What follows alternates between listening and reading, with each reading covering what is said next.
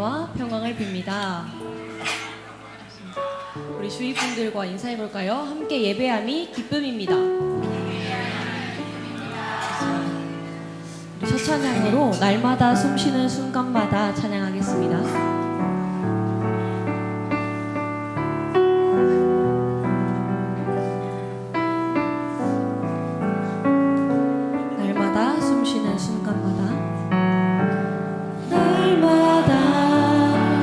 쉬는 순간마다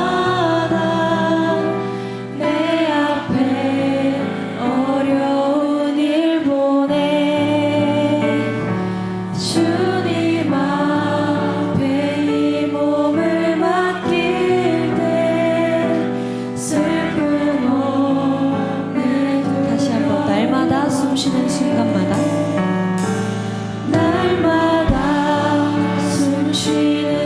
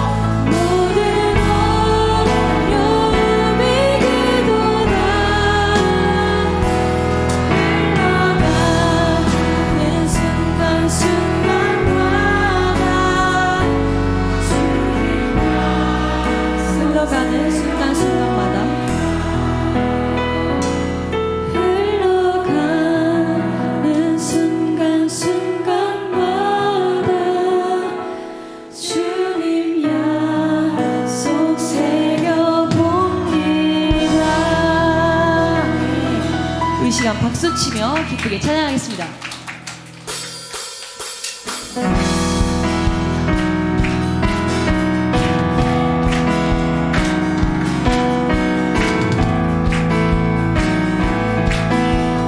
푸른 마르고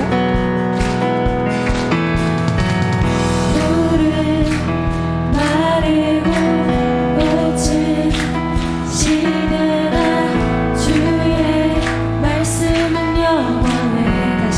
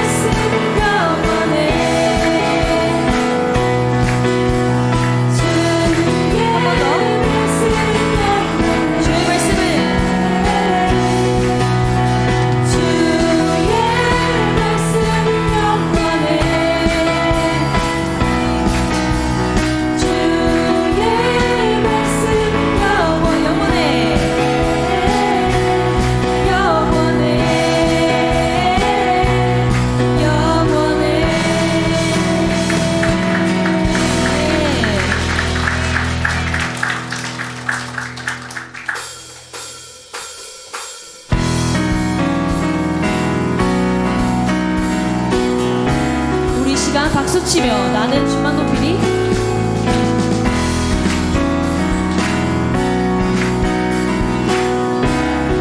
나는 주만 높이리. 나는 주만 높이리.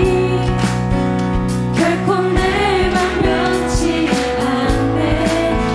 세상 모든 권세 모든 영광 십자가 앞에 다 버리고 나의 충성과 내 헌신 내 모든 소망 오직 예수 나무에 달려 죽으신 그분께 오직 우리 주께 오직 우리 주께 내 믿음 소망 찬양 받기 합당한 분 또 오직 마당에 왔게 엎드려 경배하며 오직 우리 오직 우리 주께 내 믿음 소망 찬양 받기 합당한 분 또 오직 마당에 왔게 엎드려 경배하며 나를 지으시고 모두들이 나를 지으시고 아버지 되시며 나를 구원하사 하늘에 상 주신 오직 우리 주님께 나 찬양하리.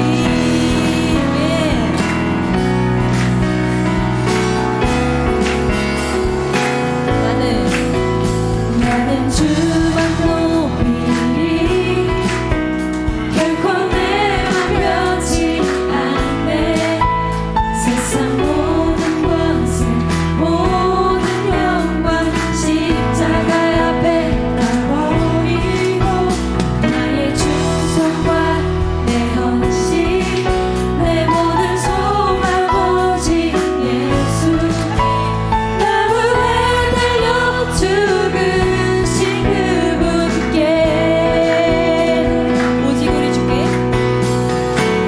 오직 우리 주께 내 믿음 소망 찬양 받기 합당한 분 또 오직 마당에 왔게 엎드려 경배하며 오직 우리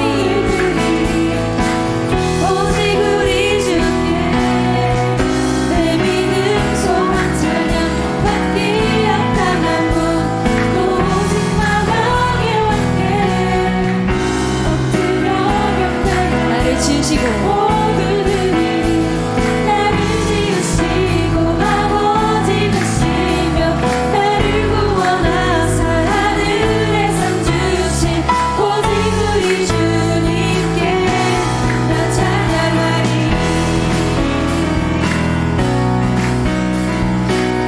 나 찬양하리. 나 찬양하리.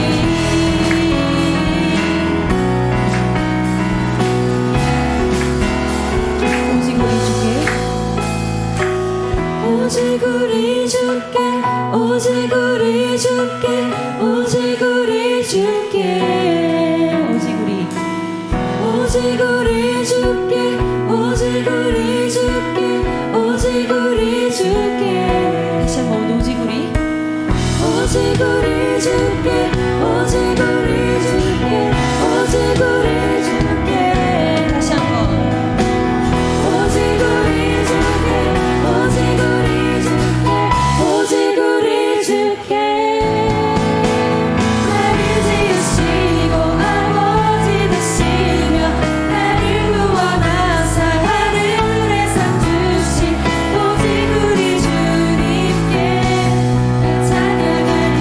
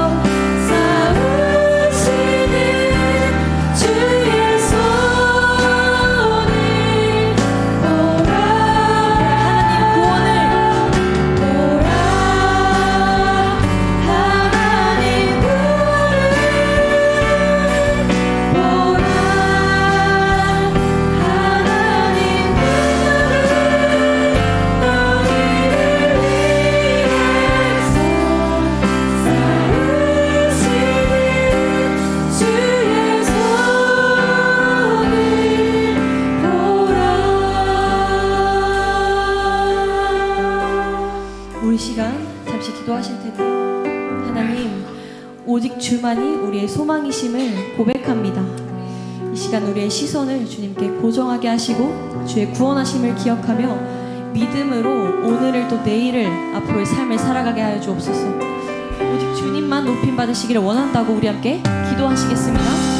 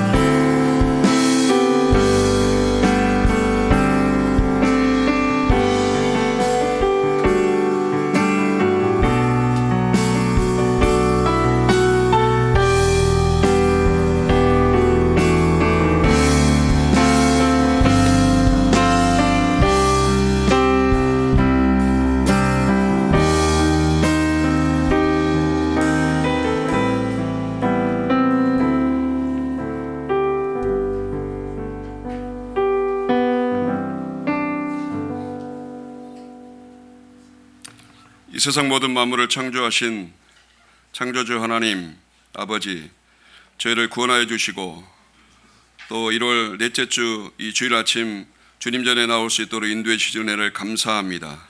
죽었던 영혼들을 살리시고 말씀하여 주시고 은혜로 살게 하여 주시니 감사합니다. 26년을 시작하게 하시고 이제 1월 한 달을 하나님의 은혜 가운데 지낼 수 있도록 인도해 주신 것을 감사합니다. 우리가 새해 시작했던 계획들과 하나님 앞에서 다짐했던 우리의 다짐들을 되새기며 온전히 주님 앞에 충성하며 주님 군사로서의 삶을 살아가는 저희들 되게 도와주시옵소서.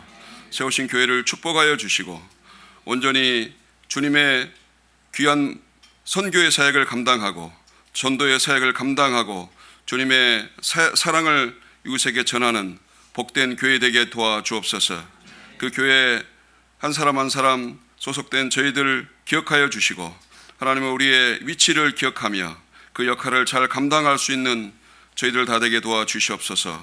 저에게 말씀하여 주시고 또 성령으로 충만케 하여 주시고 지혜로 충만케 하여 주시고 은혜가 충만한 우리의 삶이 될 수 있도록 주님 인도하여 주시옵소서.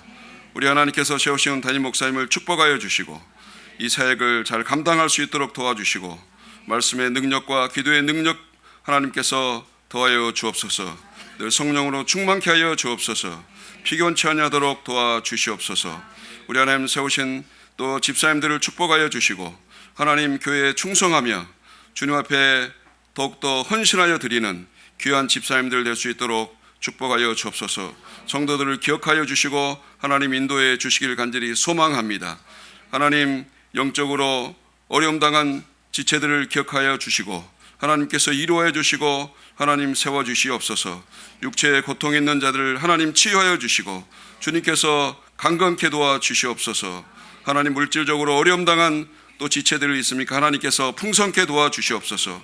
관계 가운데 어려움 당한 지체들을 위로하여 주시고 회복하는 역사가 있게 하여 주옵소서. 이 나라 이 민족을 기억하여 주사 하나님 대통령부터 유정자들을 기억하여 주옵소서. 그들의 역할을 기억하고 하나님 이 나라와 이 민족을 위해 기도하며 그들이 전심전력하는 귀한 이정자 되게 도와주옵소서. 참으로 어려움 가운데 있는 이 나라를 기억하여 주사 하나님 회복해 도와주시고 먼저 믿는 자들이 이 나라 이 민족을 위해 기도하는 기도의 입술 되게 도와주옵소서. 오늘도 저희와 함께 예배드리지 못한 지체들 어디에 있든 간에 하나님 동일한 은혜와 축복 가운데 임하게 도와주시옵소서. 우리 하나님 특별히 주일학교부터 학생부, 청년부 각 부서마다 우리 하나님 모일 때마다 주님 은혜의 간증이 있게 도와주시고 또 흩어져서는 전도하는 역사가 있게 하여 주옵소서.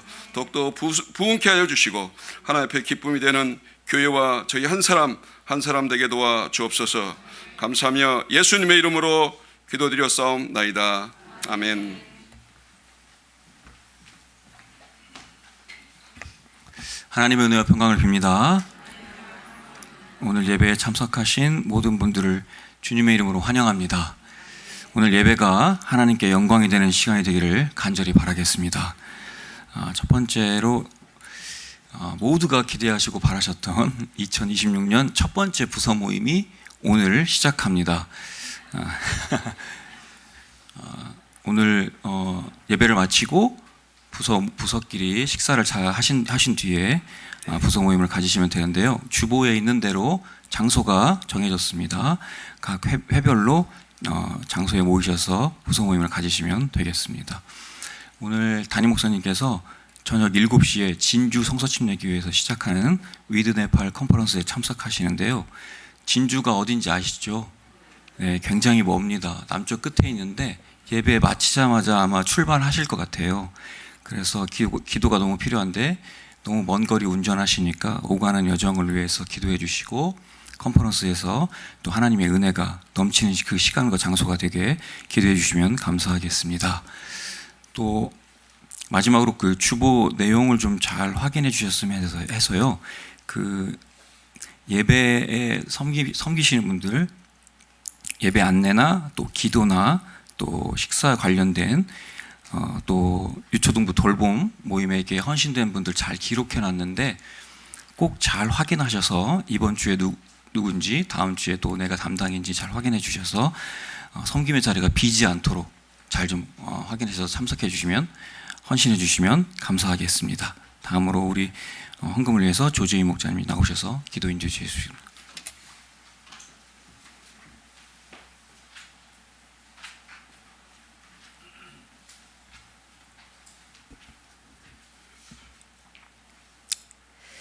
성부, 성자, 성령의 이름으로 또 임마누엘로 이 예배의 자리에 함께 하신 하나님 감사합니다.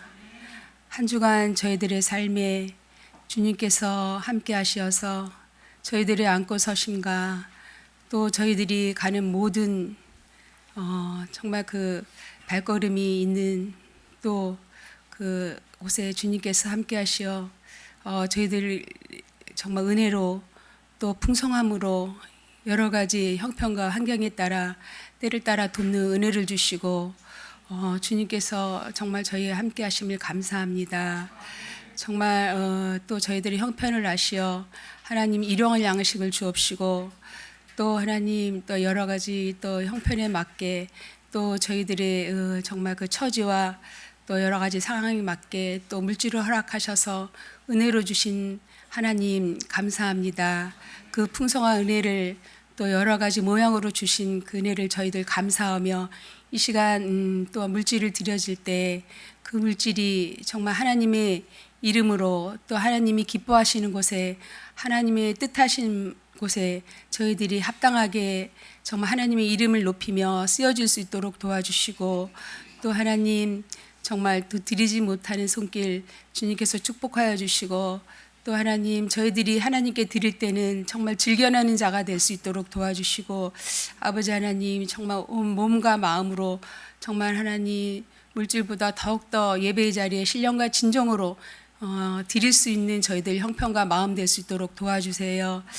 정말 이 시간 주님께서 함께 주 믿사오며 또한 하나님 저희들에게 또 예레미야에 말씀하신 것처럼 우리들에게 정말 미래와 또 소망이 있다고 하신 하나님 정말 주님을 믿는 가운데 더욱더 또한 정말 미래와 소망이 있는 저희들의 삶이 될 수 있도록 도와주시며 또 하나님 세상을 사랑하사 정말 저희들에게 하나님의 정말 그 믿기만 하면 또 하나님의 자녀가 되는 권세를 주셨고 또 하나님 저희들을 위하여 십자가에 못 박혀 죽으심으로 또 보혈을 흘려 주셔서 저희들이 정말 믿기만 하면 구원을 받는 예수 그리스도의 정말 이름으로 정말 이 시간 감사의 기도드렸사옵나이다. 아멘.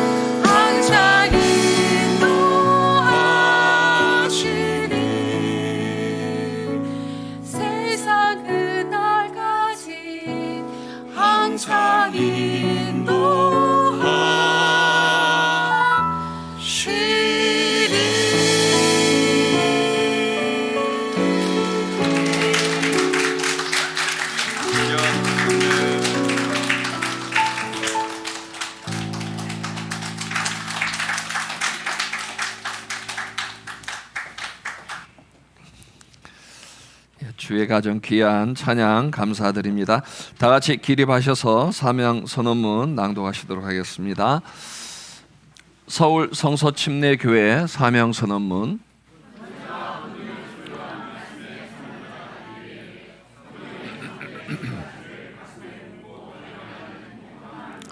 하나, 바른 영성을 통한 하나님 사랑. 하나, 바른 인성을 통한 이웃 사랑. 하나, 바른 비전을 통한 세계 선교. 아멘.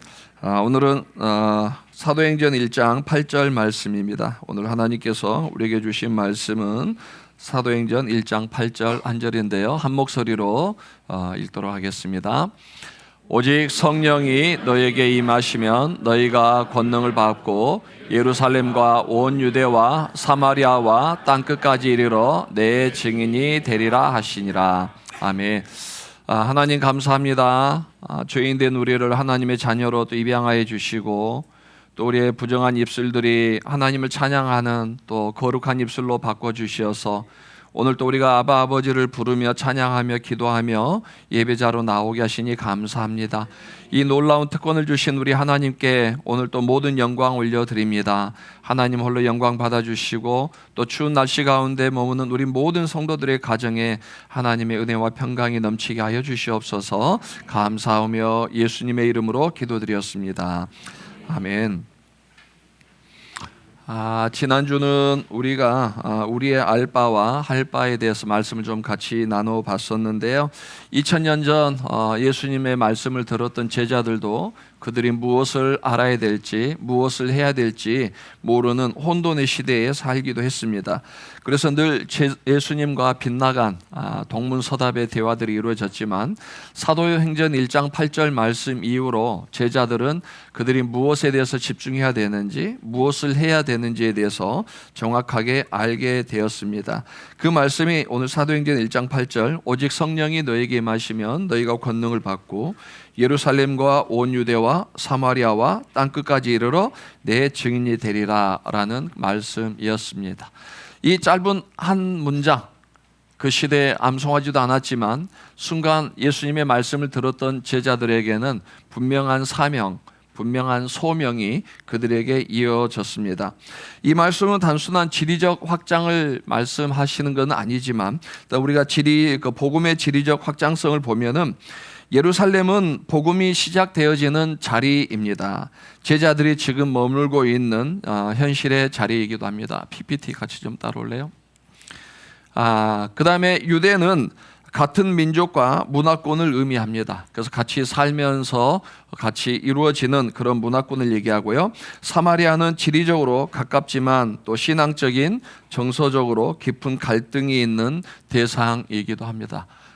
그리고 마지막 땅끝은 이방 세계를 가리킵니다. 복음이 가장 가까운 곳에서 시작해서 점점 더 넓은 곳으로 땅끝으로 확장되어져 가는 복음의 지리적 확장성이라고 얘기를 하는데 이 확장성에 있어서 가장 큰 걸림돌이 되는 곳 지역이 바로 사마리아입니다. 예루살렘과 온 유대까지는 복음이 자연스럽게 전해지지만 제자들이 복음을 전하면서 가장 꺼려하는 곳, 품기 힘들었던 곳이 사마리아였습니다. 그런데 주님은 예루살렘과 온 유대 그리고 땅끝으로 가기 위해서 반드시 넘어야 될 하나의 벽, 허물어야 될 벽이 있는데 그 벽이 바로 사마리아라고 말씀하십니다. 늘 말씀드리지만 사마리아는 짧게는 750년 동안 이스라엘과 서로 나뉘어지면서 종교적, 문화적 여러 가지 문제들로 인해서 굉장히 고통 가운데 있던 그런 동네였습니다. 특별히 유대인들과 종교적인 문제로 인해서 크게 교제도 못하고 사람 취급을 받지 못했던 그런 곳이었는데 예수님께서는 사도행전 1장 말씀을 통해서 이제는 그 모든 사마리아의 장벽을 온전히 넘어서라라고 말씀을 하십니다. 예수님께서 사마리아를 언급하신 것은 복음의 편한 사람들 안에서만 머무는 것이 아니라 편견과 장벽을 넘어서야 한다라는 그런 분명한 말씀입니다. 그냥 지리적인 문제가 아니라 이스라엘 첫 번째 하나님의 복음을 받았던 제자들, 유대인들이 이제 땅끝까지 복음을 전하기 위해서 그들이 지금까지 편견의 장벽을 쌓고 있었던 그 사마리아의 장벽을 넘지 않으면 안 된다라는 것을 분명히 말씀을 하셨습니다. 오늘날도 성장하지 못한 교회들의 5가지 특징을 좀 확인해 보니까요, 거의 비슷합니다. 5위로는 문화적 수용성 부족이라고 됐어요. 다양성, 또 세대 사회 문화의 닫힘이라고 했습니다. 교회 성장이 멈추는 보수적인 교회들을 보면은 여전히 옛날의 보수적인 전통만 강조하고 있다라는 겁니다. 또 최근에 우리 교회 오시는 성도님들을 위해서 좀 설명드리면, 우리 교회 넷째 주 예배가 좀 다른, 첫 주부터 셋째 주까지는 다릅니다. 그 이유 중에 하나도 원래는 넷째 주는 좀 전체 연령이 모여서 같이 예배를 드리고 그들이 즐겨 부르는 찬양을 부르기 위해서 좀 자유로운 예배로 저희가 진행하고 있기 때문이죠. 그래서 문화의 수용성이 부족한 교회들은 젊은이들이 교회를 떠나고 어른들만 남아있는 교회라고 표현을 하죠. 그러면서 감사하게도 우리 교회는 70대 이상 고령은 아니죠. 요즘은 언니 오빠들이죠. 70세 이상 되신 분들이 그래도 한 23명 정도, 그리고 또 그 밑에가 20여 명 돼서, 다른 교회는 역삼각형이라고 그러죠. 고령이 많고 젊은이들이 줄어드는 현상인데, 그래도 우리 교회는 사각형 형태로 길게 있어서 아직은 건강한 교회입니다. 이것은 하나님께서 우리에게 주신 은혜이기도 하지만 또 모든 성도님들이 마음을 넓혀서 다음 세대들의 그런 일들을 받아주기 때문이라고 생각합니다. 네 번째로 보니까요, 리더십의 정체 또는 권위 중심 비민주적 구조라고 나와 있습니다. 그러니까는 교회의 소수의 무리에 의해서 교회가 움직여지고 성도들의 의견이나 또 그런 것들이 반영되지 않는, 그러니까 상명하복이라고 하죠. 그냥 위에서 하면은 밑에서 무조건 따라서 해야 되는 이런 구조들은 성장이 멈추거나 퇴락하고 있다라고 얘기를 하죠. 세 번째로 보니까 예배와 설교 콘텐츠가 변화하는 사람의 필요와 멀어질 때이죠. 그러니까 요즘 우리 좀 어르신들 보면은 오전 예배에 좀 찬송가보다는 새로운 곡들이 많이 나오는 걸 보는데 힘드실 건 압니다. 저도 때로는 모르는 곡이 있어서 악보 보고 겨우 따라서 하기도 합니다. 그러나 제가 찬양 사역자들한테 가타부타 말하진 않아요. 왜냐하면 그 세대마다 불러야 될 또 찬양이 있는데 자꾸 우리 세대에서만 모르니까 찬송가만 불러라 이렇게 할 수는 없는 거고, 또 설교 내용의 부분에 있어서도 제가 최대한 다양한 세대들과 어울려 보려고 노력합니다만은 전통 교회일수록 이 예배 콘텐츠가 오래전에 있었던 그 내용들을 계속 고수하다 보니까 젊은이들 또 기존의 성도들도 많이 떠나고 있다고 합니다. 2위는 소그룹 강화가 오히려 배타적 공동체화를 만든다라는 얘기인데요. 최근에 어느 교회 분하고 좀 교제를 했는데, 이 교회는 특정한 어떤 모임을 가지고 주력을 나가는 교회다 보니 남전도회, 여전도회 여러 가지 부분의 모임들을 다 이제 못하게 하고 이 모임만 해라라고 한다고 합니다. 그러니 주일날 와도 그 모임에만 아는 사람들끼리 모이고, 밥을 먹어도 그 사람들끼리 모이고, 주중에도 그 사람들끼리 모이니 20-30년 같이 교회 다녔던 사람들도 지금 서먹서먹해지는 거예요. 그러다 보니 이제 여러 가지 부분에 있어서 좀 어려움이 있다라는 그런 얘기들을 저한테 한 적이 있는데, 여하튼 너무 특정 그룹에만 집중하다 보면은 교회 안에도 서로 또 포용하지 못하는 문화들이 만들어지는 것 같고요. 1위로는 선교적 비전의 부재, 밖을 향한 시선이 좁고 교회 안에서만 너무 머물려고 하고 선교적인 그 비전들이 약해질 때 교회 성장이 멈춘다라고 하는데, 오래된 교회일수록 두 번째 소그룹 강화, 이 배타적 공동체가 강해진다라고 얘기를 하더라고요. 그래서 오래된 교회일수록 그동안 친했던 사람들끼리 끼리끼리 모이다 보니까 새로운 사람들이 그 안에 비집고 들어가기가 너무 어려운 거예요. 그래서 새로운 사람이 교회에 있다가 이 교회는 나를 환영하지 않는가라고 해서 또 교회를 떠나는, 정착하지 못하고 다른 교회로 옮겨드시는 부분들이 있는데, 이런 현상들이 자칫 잘못하다 보면 예수님 시대에 바리새인들 또 서기관들, 율법사들과 같이 종교적인 신념으로 다른 사람들을 배제하고 자기만 옳음을 강조하는 그런 문화로 만들어질 수가 있습니다. 이들은 누구보다도 율법을 잘 알았던 사람들이죠. 매일 하나님께 기도한다고 그렇게 장담했던 사람들이고, 또 성경을 쓰고 성경을 가르치고, 또 사두개인들 같은 경우는 예배를 직접 인도했던 사람들인데, 이들이 가장 율법과 종교적인 사상 속에서 다른 사람들을 배제하고 자기들끼리만 옳다라고 주장했던 그런 무리가 돼서 결국은 스스로 다른 사람들을 포용하지 못하고 사마리아의 성벽을 하나하나 쌓아가는 사람들이었던 거죠. 그래서 하나님께서 이런 병폐를 해결하시기 위해서 예수 그리스도를 이 땅에 보내셨고, 또 예수님은 하나님의 뜻에 따라서 스스로 인간들이 쌓아가고 있는 이 사마리아의 장벽, 편견의 장벽을 헐기 위해서 사회적으로 소외당하는 사람들을 위주로 찾아다니셨습니다. 첫 번째는 또 삭개오를 찾아가셨죠. 삭개오는 세리장입니다. 잘은 모르지만 키가 작아서 콤플렉스에 굉장히 강했던 사람이고, 그 키 작음에 대한 콤플렉스를 해결하기 위해서 돈의 위력을 알게 됐던 거죠. 그래서 세리장이 되면은 많은 사람들이 와서 굽신거리는 걸 보며 자기 신체의 콤플렉스를 그 세리장이라는 것으로 보상받으려 했던 사람들입니다. 결국 낮에는 사람들이 찾아오지만 밤에는 누구도 삭개오와 함께하지 아니하는 그 외로운 밤을 보낼 때에 주님께서 삭개오의 집에 들어가셔서 그의 집에 머물며 그와 함께 식사를 해줬습니다. 사람들은 죄인들의 친구라고 그러고 예수님을 손가락질했습니다. 예수님이 이 땅에 오신 이유가 뭡니까? 그런 편견과 배타적인 문화들을 깨고 스스로 포용할 수 있는 것을 보여주기 위하심이었기 때문에 주님은 그들의 어떤 손가락질, 그들의 말에 전혀 신경 쓰지 아니하시고 삭개오를 찾아가셨고 삭개오의 삶에 들어가셨던 걸 보게 됩니다. 다음으로 보면 마가복음 1장에는 나병 환자가 나옵니다.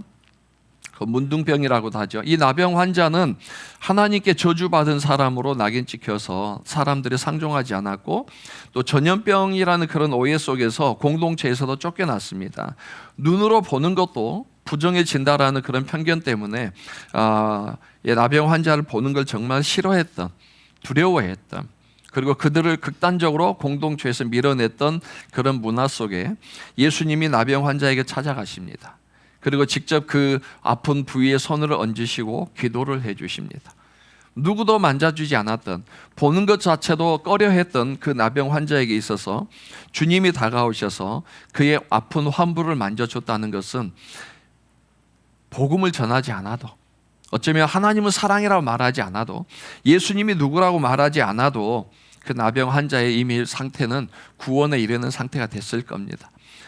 또한 요한복음 4장에 보면 예수님께서는 수가성이란 사마리아 안에 있는 우물가로 찾아가셨습니다. 그리고 한 여인에게 말을 겁니다. 백두대낮에 유대인 남자가 사마리아 여자에게 말을 건다는 것은 있을 수 없는 일입니다. 그래서 그 여자가 당신은 유대인인데 사마리아인 여자에게 말을 거느냐라고 말할 정도 놀라는 거예요. 그리고 유대인은 사마리아에 들어가지 않습니다. 가버나움에서 갈릴리로 갈 때 그냥 직선으로 가면 빠르지만 사마리아 땅을 밟는 것 자체가 그들에겐 부정하다고 그래서 사마리아를 뺑 돌아가는 그런 시대에 예수님이 사마리아 성을 관통하셔서 수가성에 들어가셨고, 누구에게도 말을 걸지 않는 그 수가성 여인에게 주님이 말씀을 거시면서 영생하도록 솟아나는 샘물에 대해서 말씀을 하십니다. 이처럼 예수님은 세상 사람들의 편견 속에 갇혀있는, 스스로 담을 쌓고 있는 그 벽을 허시고 먼저 주님이 그들에게 찾아가셔서 그들을 포용하셨을 때 그 모습을 보았던 제자들은 어떻습니까? 그 대표적인 부분으로 보면 베드로라는 사람이 있습니다. 요빠라는 곳에 다비다가 있었는데 죽었습니다. 베드로가 찾아가서 다비다를 살려주었습니다. 그 소문이 온 동네에 다 퍼졌습니다. 그래서 서로 베드로를 자기 집에 데려가서 대접하려고 할 때 베드로가 선택한 곳은 다른 유대인의 집이 아니라 불가촉 천민, 무두장이 시몬의 집이었습니다. 시몬은 죽은 짐승의 가죽으로 제품을 만들어 파는 사람이었습니다. 유대인들 사회에서는 죽은 짐승을 만지면 부정한 자가 됩니다. 그 부정한 자를 만지면 그도 부정한다고 해서 절대 만들지 않습니다. 우리나라 표현으로는 백정이라고 표현할까, 짐승을 잡고 그러다 보니 시몬은 요바에 있었지만 그 누구도 상종하지 아니하는 불가촉, 절대 접촉해서는 안 되는 천민으로 구별되어져 있는데, 베드로가 그 많고 많은 유대인의 집을 마다하고 불가촉 천민 시몬의 집에 가서 며칠을 머물렀다고 했습니다. 놀라운 일이죠. 여러분 잘 생각해 보십시오. 사람들이 얼마나 이기적이고 모순적이냐면요, 그 당시에 유대인들이 신고 있던 샌들 뭘로 만들었습니까? 네? 요즘처럼 고무로 만들었습니까? 아니잖아요. 가죽으로 만들었잖아요. 그들이 가지고 다니는 핸드백 뭘로 만들었습니까? 가죽으로 만들었습니다. 그들이 허리를 동이고 둘리고 있는 허리띠 무엇으로 만들었겠습니까? 당연히 가죽으로 만들었습니다. 그들이 야외에 나갈 때 물병으로 사용했던 물주머니는 뭘로 만들었습니까? 당연히 가죽으로 만들었습니다. 그걸 누가 만들었습니까? 무두장이 시몬이 만들었겠죠. 불가촉 천민, 죽은 짐승의 가죽을 만드는 그 사람은 접촉해서는 안 되는 사람이라고 낙인 찍어놓고, 그 사람이 만든 제품은 온 자기 몸을 치장하고 있는 그 사람들이 얼마나 여러분 모순적인지 한번 생각해 보십시오. 당연하죠. 불가촉 천민인 시몬이 만들었던 제품이면 시몬이 만졌겠죠.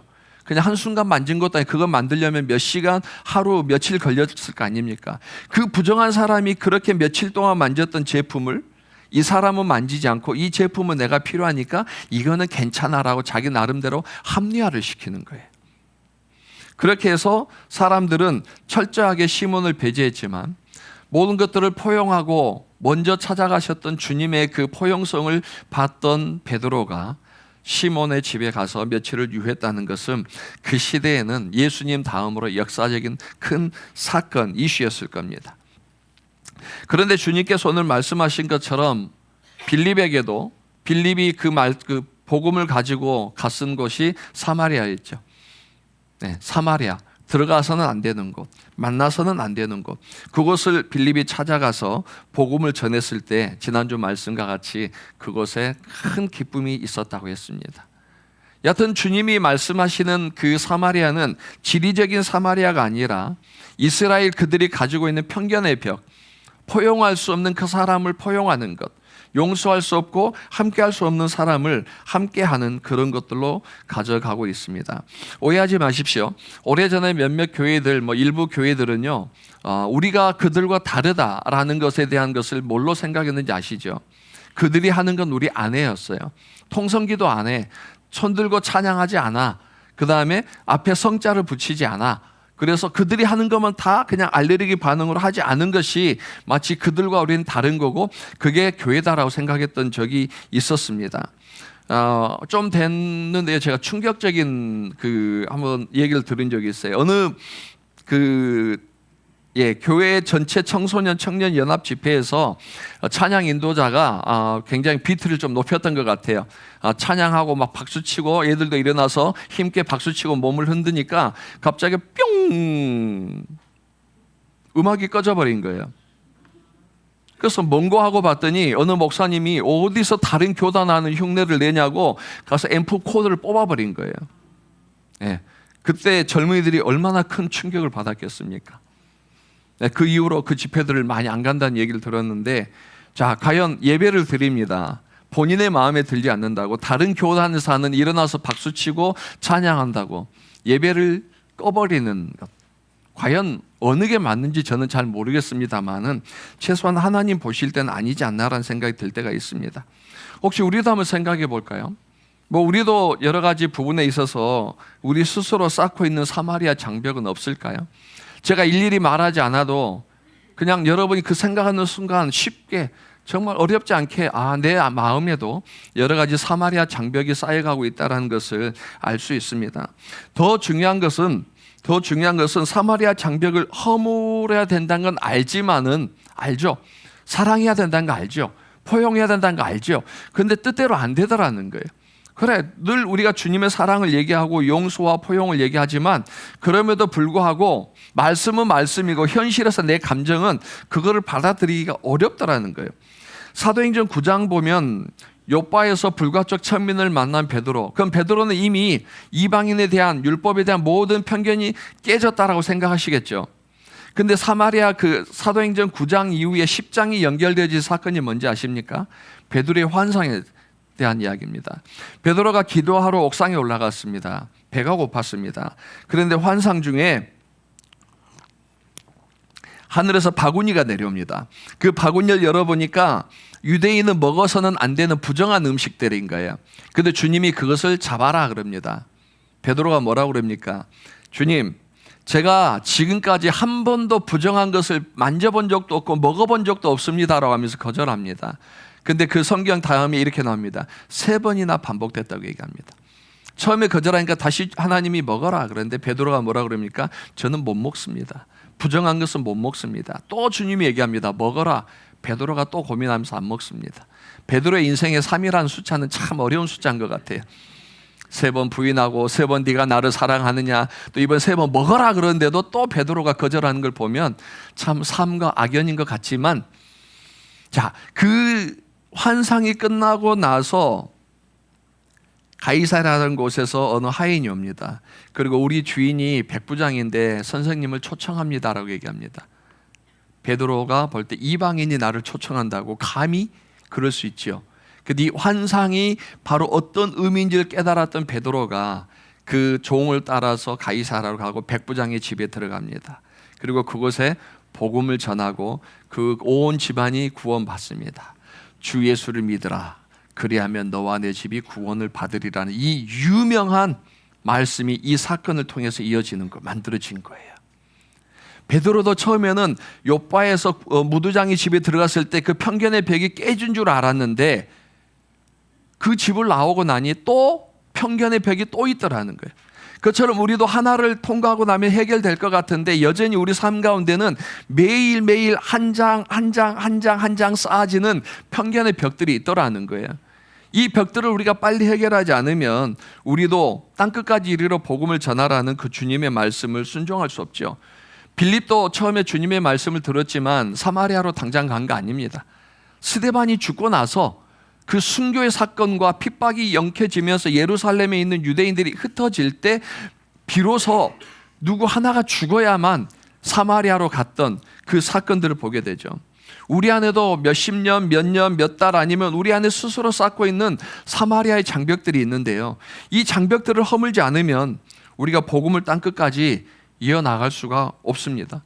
우리 교회 사명 선언문 매주 저희가 읽고 암송합니다만은 딱 3가지예요. 하나님 사랑, 이웃 사랑, 세계 선교. 하나님을 사랑한다고 그러면서 이웃을 사랑하지 못하는 사람이 비행기 타고 가서 세계 선교한다고 될까요? 내 가정에서 내 남편을, 내 아내를, 내 자녀를 사랑하지 못하는데 내가 다른 집에 가서 다른 집에 있는 사람을 사랑하는 것이 그게 온전한 사랑일까요? 분명히 잘못된 사랑일 겁니다.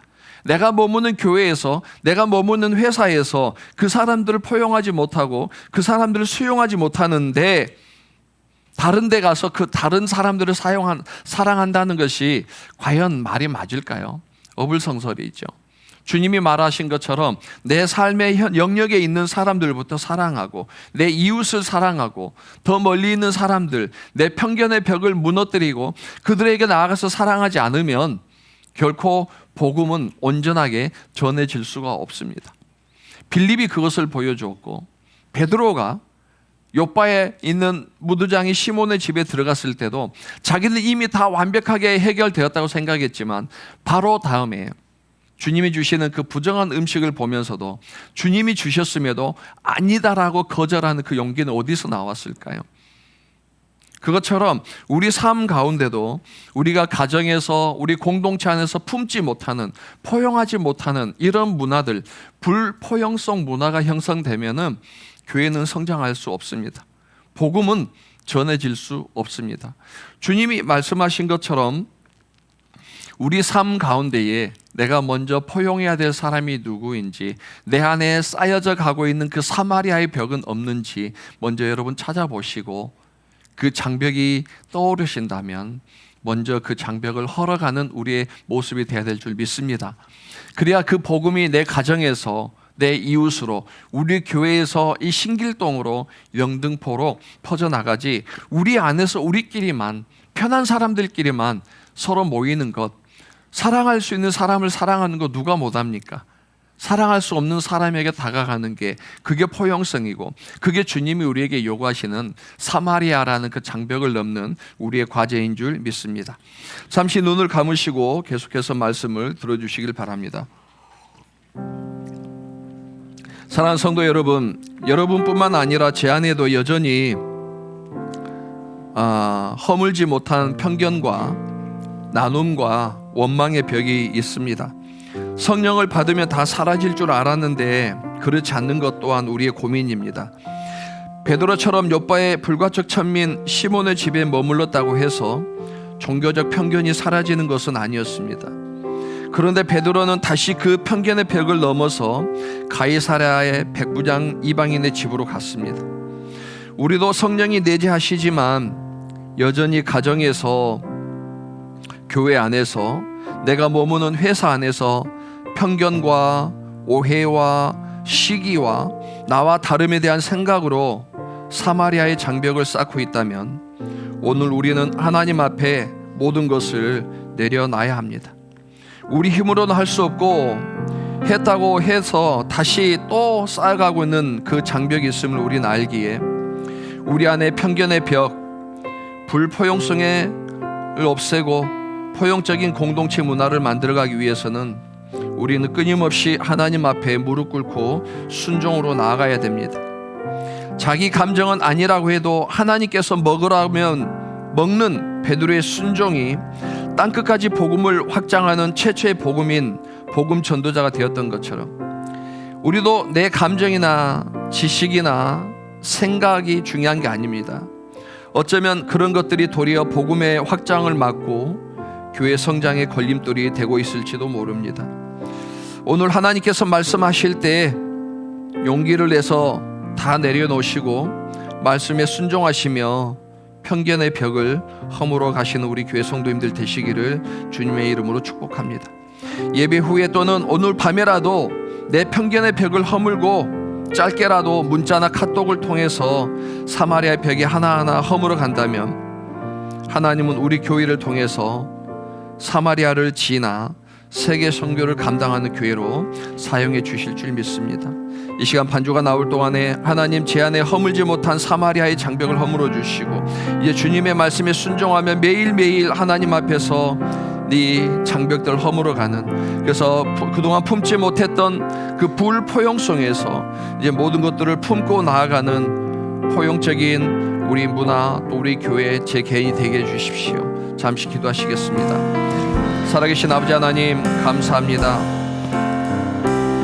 예루살렘과 온 유대와 사마리아와 땅끝까지 이르러 주의 복음을 전하라 했지만 아버지 하나님 결국은 우리의 편함을 떠나서 가장 불편했던 관계, 그 사마리아의 관계를, 사마리아의 장벽을 헐지 않으면 결코 복음이 확산되어질 수 없음을 말씀하신 것처럼 제자들이 주님을 따라 포용할 수 없었던 사람들에게 다가가 그들을 품었을 때 세계 선교가 이루어진 것처럼 아버지 하나님 오늘도 우리 안에 서로 품지 못하고 포용하지 못하고 용서하지 못하는 또 관계들이 있습니까? 환경들이 있습니까?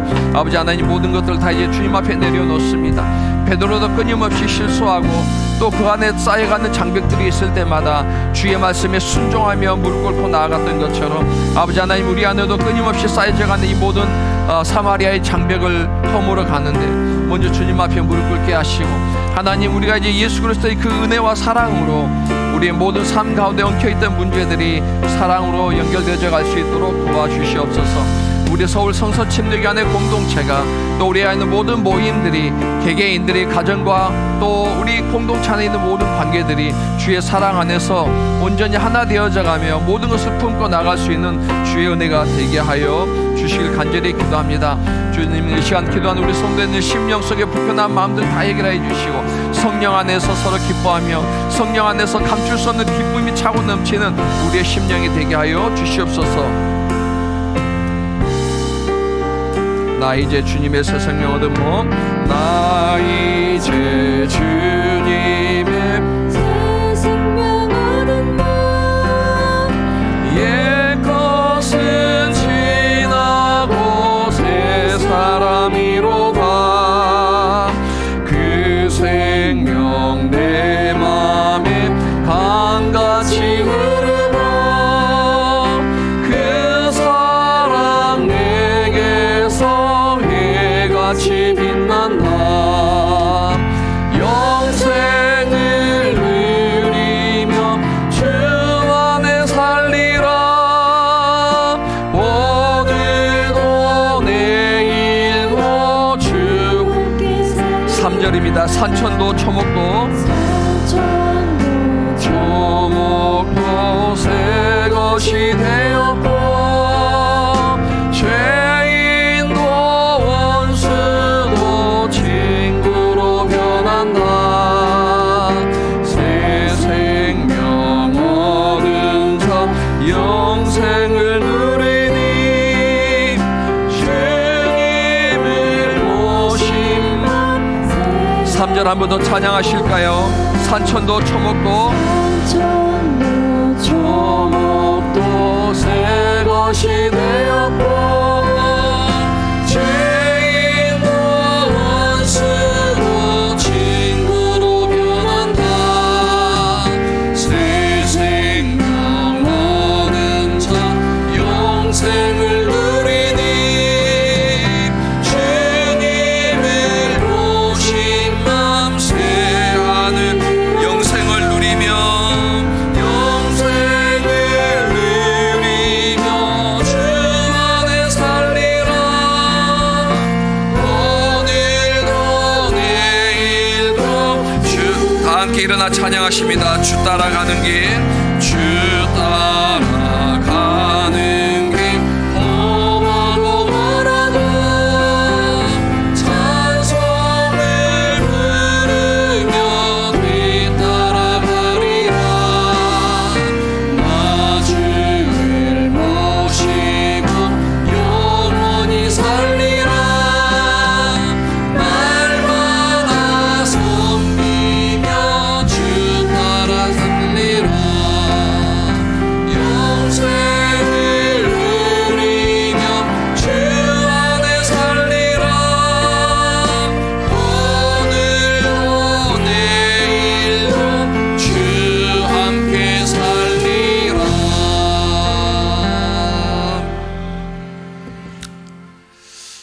사마리아와 온 유대와 예루살렘과 온 유대와 사마리아와 땅 끝까지 이르러 주의 증인이 되라. 하나님, 우리 안에 편안함, 나와의 좋은 관계에 있는 사람과의 그 벽을 넘어서 이제는 주님께서 말씀하신 사마리아의 이 지역으로 우리를 들어가게 하여 주시옵소서.